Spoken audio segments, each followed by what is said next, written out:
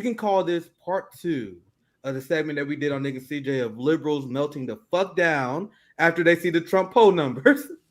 And we're not going to get to the whole segment here. I'm going to show you the very beginning because I saw the very beginning of this clip and I laughed so fucking hard and I didn't finish the rest because you see pure fucking cope out of Morning Joe here. So I'm going to play it because look at the title. Why do evangelicals continue to stand behind Trump?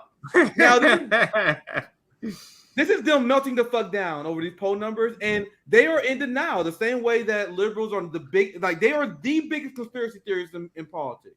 They put Russiagate, they said Russia bombed their own Nord Stream pipeline, and now they are saying ABC polls, which once again, I don't give a fuck about polls, but this is the poll that they lifted up and they trusted, and they said this is the official poll, we should not question these. Now they're saying, man, I think something up with these polls, man. I think these polls are rigged.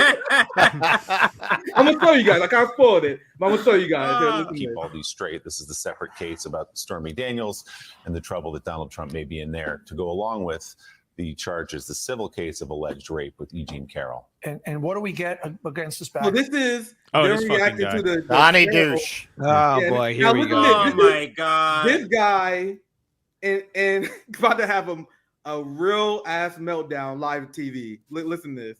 Oh, here we Donald go. Trump beating Joe Biden by 7 points, and you go, What's wrong with people? It's not what's wrong with Donald Trump. It's what's wrong with us. What's wrong with this country? Here's a guy.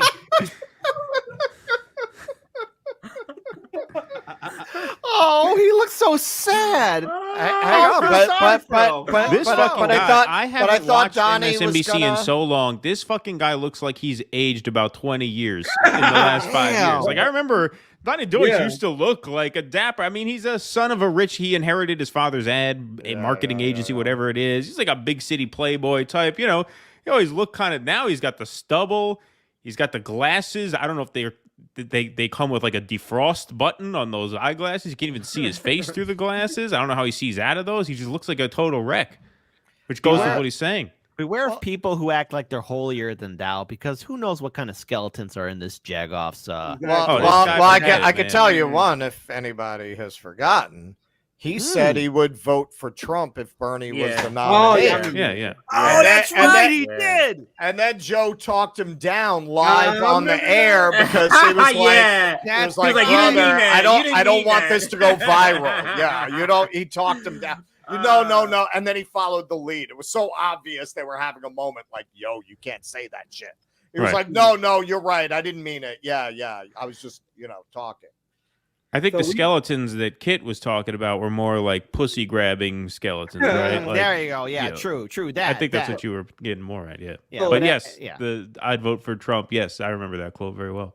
Yeah. So this is the stream of the lyrics because after weeks and months, because you guys know I've been critically analyzing Morning Joe. After months of Morning Joe saying, Trump can't win. Republicans suck. Man, Biden, there's no way Trump's gonna lose. No way Trump's gonna win. This has been the message of Morning Joe. I'm telling you guys, just gotta know you guys don't watch every show, at least one segment. Where they're like, man, Trump, they're making so many missteps. And then this poll come out, and now they're like, oh my God, what is wrong with you? Anyway, let's play it. We just got started. Yeah, sure. This is not long, and I'm only playing like the beginning part of this clip. Let's listen to this full meltdown. It's so hilarious. Oh, what? I'll play from the beginning. It's the civil. It's hard to keep all these straight. This is the separate case about Stormy Daniels and the trouble that Donald Trump may be in there to go along with the charges, the civil case of alleged rape with E. Jean Carroll. And what do we get against this backdrop? Donald Trump beating Joe Biden by 7 points. And you go, what's wrong with people? It's not what's wrong with Donald Trump. It's what's wrong with us. What's wrong with this country? Here's a guy. He's being charged for rape. And we're going to see 3 and 4 indictments. We see 2 impeachments. We led an insurrection. And God damn it. Not January 6th again. God damn it. You want to chime in real quick? No, everyone keeps on bringing goddamn January 6th as though it was the end of democracy. And oh no, that was it. And we'd be under occupation of the right wing. These are liberal fantasies. They want to be professional victims and live in a fantasy where they're fighting against fascists. When we all know all these vote blue no matter who people and all these quote unquote resistance fighters don't have a single soul or passion to really fight. They're complicit with what the Democrats have done, like Obama and Bill Clinton. Everyone's making January 6th like this end-all, be-all. Guess what? We woke up the next day, January 7th, Biden was president of the United States. Everyone stop pissing your goddamn pants off. God damn it. January 6th. All right. What about all the other? Never mind. They had, and this guy, like, Trump is convicted of rape. How could people possibly vote for a rapist for president as we got Joe Biden in the White House right now? So let's listen a little bit more. I mean, what out of the last 3 Democratic presidents, 2 were rapists. You know, I'll give Obama that. Exactly. I don't think he was a rapist, in spite of his other faults. He may have raped the country, but not a woman. But Bill Clinton, Joe Biden. So this is, this is how why I don't understand why people keep coming back to these news sources. They always do this to their viewers. Like, oh, no, we got this, Trump. And then they're always left, oh, yeah, oh, shit. I can't believe this. And then they just put it on the MAGA, right, on the deplorables.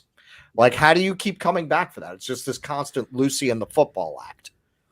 So all they have is a certain sort of indignation, right? Right. That's all they have is an But they're indignation. always wrong. Everything they tell their people. Look, man, I always say if I had grown up in the Bronx, I probably would have been a baseball fan. But I grew up a mile from Shea Stadium, where Mets were the local team. And by the time I was 8 years old, I figured something out. You're always going to be disappointed if you stay invested in baseball. I was done. I never paid any attention to baseball again. How do you keep coming back for them to tell you, oh, no, we're going to win. And then it turns out to all be bullshit. Like, I just don't understand how people keep coming back for that.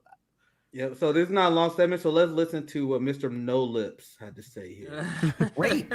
And we're going to see 3 and 4 indictments. We see 2 impeachments. We led an insurrection. And yet Republicans follow like lemmings off of a cliff. And you have to start to say, and I don't want to attach this back to the gun segment. And Democrats don't? Is what's wrong with people? What's wrong with people? They still follow this charlatan. They still follow this animal.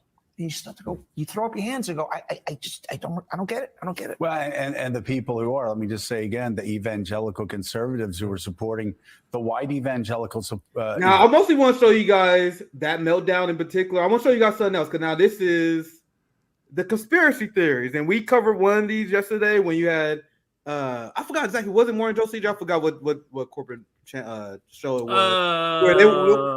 I think it was Morning Joe, because they were like, how is it possible? That was one of them, yeah. It was like, how is it possible that 55% of Americans want Trump prosecuted, but he's winning in the polls? Oh, that was this week with George Stephanopoulos. That was Donna Brazile. The dumbest people in politics, man. So, as I explained, 55% of people wanting Trump to go to prison does not mean that Biden's going to get more votes than him. Do you guys understand? This is the very basic point that liberal media are forgetting about. And now they gaslighting and lying people about it. So look at this headline. This is from Time. What the new poll favoring Trump got wrong and what the pundits missed. So now here's the liberal journalists putting their conspiracy theory hats on, and they're attacking polls, the same thing they accused Trump of doing. And, oh my, you guys are denying the polls. When the polls showed Biden and Hillary was up, they said these fake polls, and they attacked Trump supporters for doing that. Meanwhile, do you guys know the argument that they were doing? They only polled landlines in trailer parks. That was it. That was the sample. Is that it? God. TJ, I'm glad you actually remember the guy's name. I didn't when I first read this article, but they actually quote that motherfucker in this article. TJ. Oh, no. Well, let me read the first 2 paragraphs real quick. I actually did not know that till you mentioned this, which makes this story way more hilarious. So this is written in Time magazine. No one was more suspicious of the widely showcased newest ABC Washington Post poll than ABC anchor George Stephanopoulos, who questioned its accuracy live on air on his Sunday, May 7th release. Stephanopoulos was suspicious given the inconsistencies in the surveys, which both purported to overwhelmingly condemn Trump's likely illegal conduct, supposedly showing Trump leading Biden in a prospective 2024 presidential matchup. So what they're saying is, he said Stephanopoulos was right to be suspicious of the ABC's co-sponsored survey, as this poll was apparently designed for media drama. Media drama. Oh my God. George Stephanopoulos, this filthy rat, by the way, who none of these outlets disclose nearly as often as they should, was a Bill Clinton operative in 1992. He worked alongside James Carville on the Bill Clinton campaign. Yeah, there was a whole terrible documentary made about them called The War Room. There is not a doubt in my mind, in fact, I'm pretty sure this is on the record, that Stephanopoulos sat in multiple was press meetings. Secretary, wasn't it? Multiple. I don't know if he was press secretary, but I know he worked very high up on the campaign. There's no doubt he sat in multiple meetings where those Clinton operatives thought, what are we going to do about all these women coming forward and credibly accusing Bill Clinton of sexual violence against them, be it harassment, assault, or in some cases, yes, full-on rape. No doubt. No doubt. This little dwarf sat in meetings like that. And then he comes up there and is part of this outrage machine about Donald Trump, now with the rape story in the news. Like, this is the world these people live in, is a world in which this shit just gets completely memory hold or ignored or excused, but then they have nothing but righteous indignation about Trump and the Republicans and what's wrong with people with the gun violence. Like, it's just a complete fake world, and it's a world with no stakes. The MSNBC audience doesn't have anything at stake. They're comfortable. And so all that's at stake is, why are people flocking towards this TV villain when we have a TV hero in Joe Biden? Why? I don't get it. What's wrong with them? This is what's scary to them. This is what's scary to them is that let's say everything they say about Trump is true, and people are still saying Joe Biden is worse. Imagine that. Yeah. Mm-hmm. They're still saying Joe Biden is still worse now, because maybe the poll is indicating they're not believing a lot of the stuff that's happening to him. But let's just say everybody's saying, let's just say they believe it. So is it possible that the lesser of two evils, even with your narrative, corporate media, that Joe Biden is still the worst? It's still out worse. of the two. Right. Right. That's what's scary to them. Yeah. They're so sad because they're like, "What's wrong with people? How's our propaganda not working?" Well, the thing is, look, let's look at that great video where Jimmy Dore, when he was got his own channel finally, and he had that intro video where he's explaining to Cenk and everybody else. You think people are voting for Donald Trump because their lives are great? I mean, if people knew the crimes that Bill Clinton and Obama really did, everyone would be screaming bloody murder.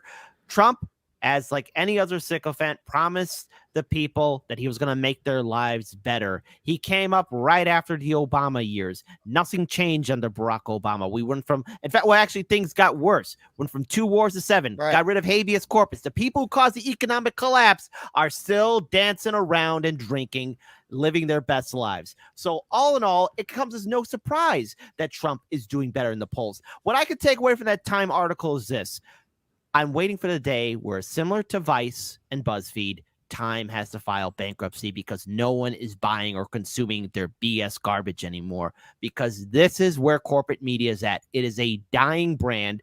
People are trying to make excuses. You have these corporate journalists who are writing these BS articles, well know that they are lying and trying to come up with something to give an excuse to continue on the neoliberal establishment narrative.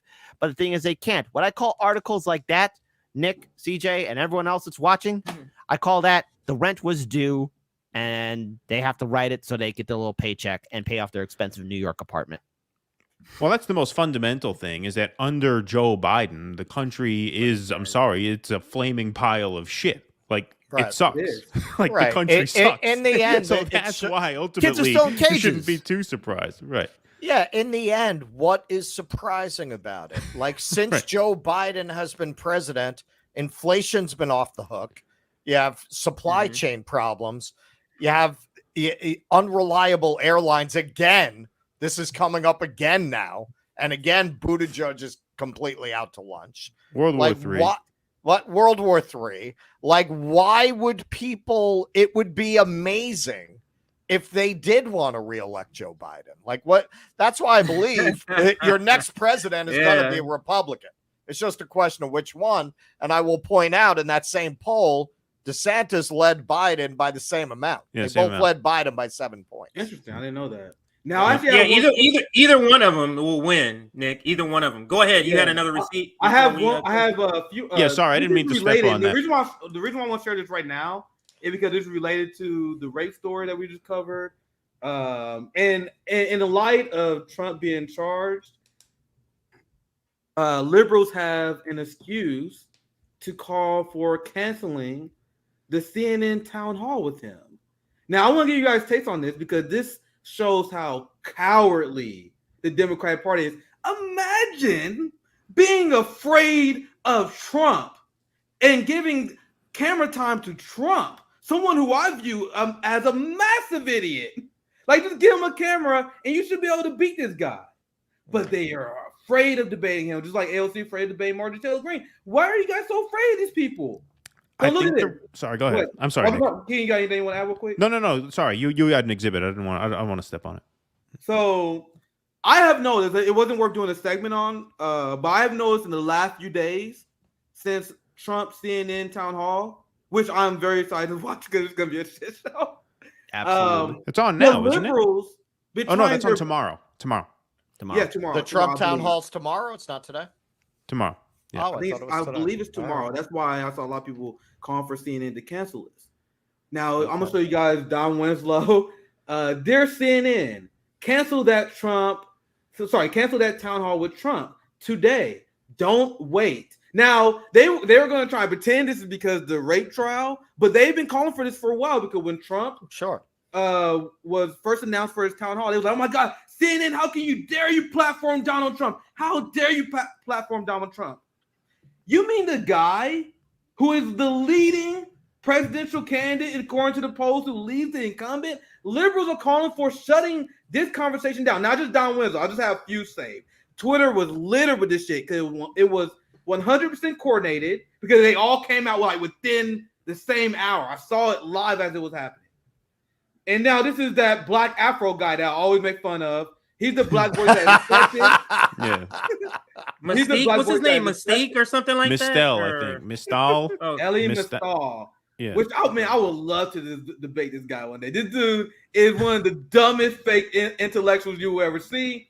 He has an afro. He can speak intelligence, and he just repeats Democratic Party talking points. So this is this guy, the afro guy. He says CNN is going to cancel the town hall instead of platforming the sexual predator, right? Right? So this is them calling for a cancellation. Here's another one, 50 Shades Away. CNN is literally holding a town hall with a sexual predator tomorrow, right? Cancel your cable subscriptions. Well, they'll never do that. What bunch of CNN is only one small part of people's cable package. But this is the only reason that, CNN, I mean, what he's talking about. The only reason CNN, MSNBC, even Fox, they're all money-losing enterprises on an advertising basis. They have a deal where they have to be bundled with the cable package. That's how they actually make their money. Yeah. If you get rid of that, because we're always like, oh my God, nobody watches it. They have YouTubers get better ratings than CNN. How are they paying for all this? That's how. Exactly. It's an artificial marketplace. So looking at CNN or people telling CNN to get rid of Trump, it's sort of like telling someone who's addicted to alcohol or drugs or sex or gambling to get off their fix. No, CNN needs those views from Donald Trump because he's very good for business. Corporate media's views across the board have been falling drastically. The only reason why they're relevant is because they managed to weasel their way into cable packages, as was explained before. Number two, they bully their way into big tech, so the algorithm favors them. Otherwise, all in all, corporate media is irrelevant, but they need those views because Trump is good for business. So at the end of the day, all these people saying, oh no, CNN is going to have this horrible man who assaults women. They've done it before. They've interviewed politicians and other people who are far worse than Donald Trump. Exactly. I get it that Donald Trump triggers people, but there are people worse than that man. Okay. Trump, he's just the beginning. The other people who are out there who have their skeletons hiding in their closet, who have that neoliberal mask on, both conservative or a Democrat, they will make your skin crawl because we got some real vile scumbags out there. Trump, I'll give him this. He's honest. We at least know he's a scumbag. We at least know he's a pile of crap, but at least we know and he's up front. But the frightening fact is that there are people worse than Donald Trump, and CNN's not going to get rid of him because he's good for their business model, because CNN is not journalism. It's a corporate media outlet that's owned by institutions that are based on profit, money, not informing the goddamn people. So vote blue no matter who. We'll see you tomorrow at Wednesday on CNN when they'll have the highest view rating ever. But that's what makes them so afraid of Trump, to what Nick was asking. Like, you say, okay, well, yeah, Trump is this idiot. Why are they so afraid of him? I think one of the reasons why establishment politicians, establishment media outlets do fear him so much is because partly of what Kit was just sort of getting at there, which is Trump is a guy who says what he wants, right? That's not to say he's honest, right? But it's to say he says what he wants. He is emotionally honest in that way, right? He communicates what he wants to say. Whereas because politics is so corrupt, because so many of these politicians, all of the politicians, work for people and institutions and forces that they cannot reveal to the public, they are always playing hide the ball with how they actually think. Whereas Trump doesn't do that. And that hamstrings all of these other people who have to go up against him, be it in a debate stage or in a race, because they have to keep in their back pocket what they actually feel about what's going on, what they're actually plan on doing once they get in office. Whereas Trump does not do that. Trump communicates with people. And that's, by the way, partly why he's such a demagogue, is because part of that willingness to just say what you feel means you are actually, yes, appealing to people's basest instincts and prejudices and fears. But that's all of a piece.